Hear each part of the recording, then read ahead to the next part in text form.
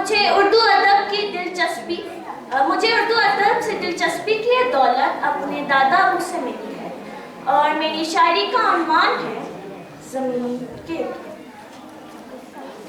ज़मीन की हालत तो देखो, ज़मीन की हालत तो देखो, है कितनी बुरी और अजीब। ज़मीन को पौधों से सजाओ, ज़मीन को पौधों से सजाओ ताकि समझ पाओ ज़मीन के। रोती है ज़मीन देखो तो, रोती है ज़मीन देखो तो, खून के आंसू अब इन आंसुओं को सुखाओ और समझो ज़मीन के। गंदगी और आलूदगी से, गंदगी और आलूदगी से बेहाल है हमारी प्यारी ज़मीन। इस आलूदगी को भगाओ ताकि गाएं हम ज़मीन के। इन कानों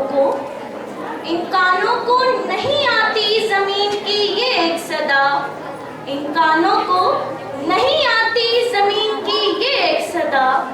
मुझे इन सब से बचाओ, मुझे इन सब से बचाओ ताकि चलते रहें ज़मीन के।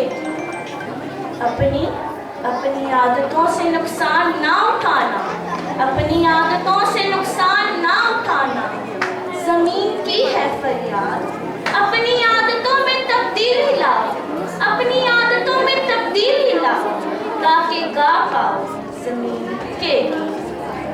मेरी हालत ऐसे रखोगे, मेरी हालत ऐसे रखोगे तो तुम लोग कैसे जिंदा रहोगे।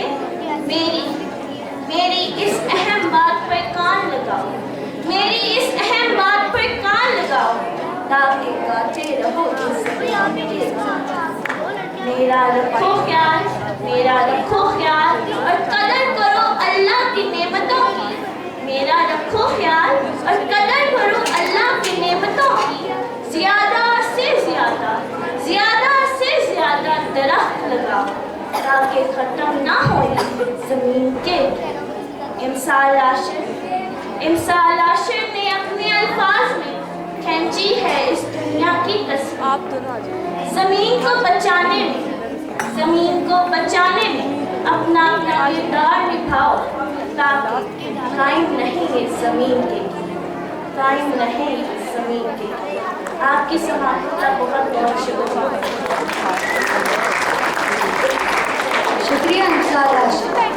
Khaleda Iqbal free education school से अपना कलाम